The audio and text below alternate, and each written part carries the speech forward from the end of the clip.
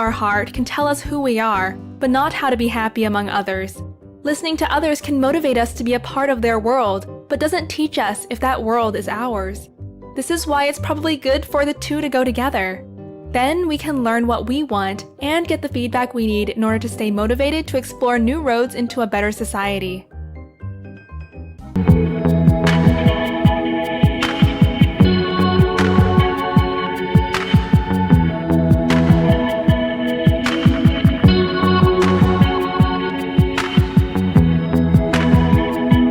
Motivation is the experience of wanting something or wanting to avoid it. When we study how we get motivated to learn, develop, and succeed, we can identify two contrary forces, extrinsic and intrinsic ones. On the one hand, we want to belong, desire to be loved, and seek to get the attention we think we deserve. We are motivated extrinsically by rewards in order to progress socially. On the other hand, we strive to explore things that are satisfying in themselves, disregarding rewards.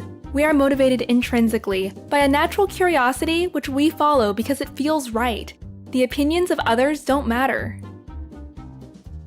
To understand why we probably need a good mix of both, let's imagine two 4-year-old children. Both grow up in families that want only the best for their kids, but have completely opposing views on how to motivate them to succeed.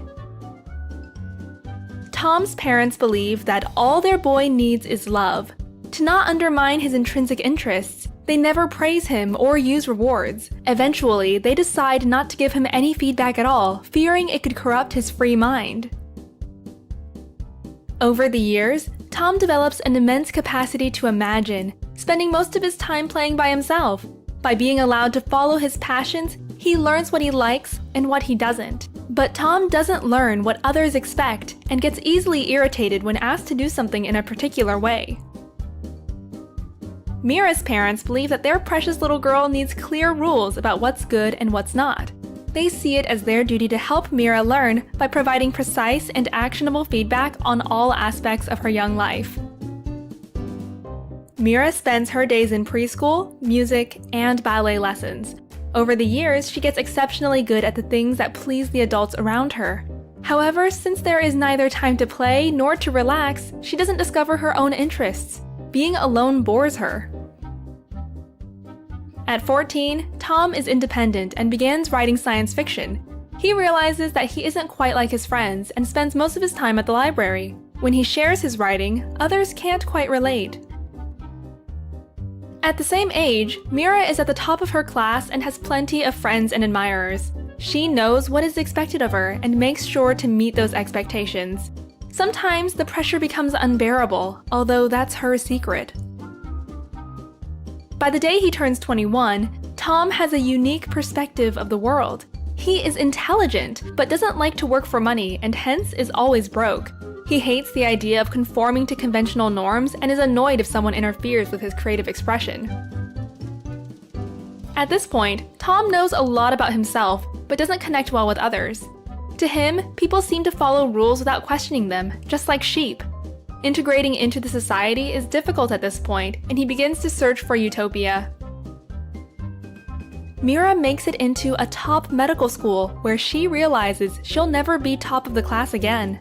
Once that place seems out of reach, her motivation drops and she wonders if medicine actually interests her. Since quitting is no option, she takes up a second major and runs for student council president. Soon, Mira will know everything about what others expect, but nothing about what she likes for herself. All her life, she has just listened, driven by external feedback loops. At this point, she's almost lost the ability to question the norms of the society she grew up in. Listening to our heart can tell us who we are, but not how to be happy among others. Listening to others can motivate us to be a part of their world, but doesn't teach us if that world is ours. This is why it's probably good for the two to go together. Then we can learn what we want and get the feedback we need in order to stay motivated to explore new roads into a better society. A large body of research shows that balancing the two forces is not straightforward. One meta-analysis of 128 studies examined the effects of extrinsic rewards on intrinsic motivation. While most rewards significantly undermined our intrinsic interest, Positive feedback, which is an extrinsic motivator, inspires us to keep going. Put simply, honest words of encouragement get us going, while money or gifts undermine our inner drive.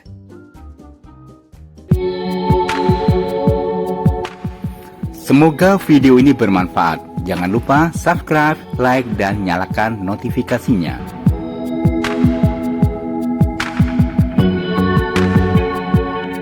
What about you? Do you listen to your heart or to the voices of society? And from your personal experience, which of the two eventually takes your decision? Share your thoughts and check the description to dive deeper into the topic.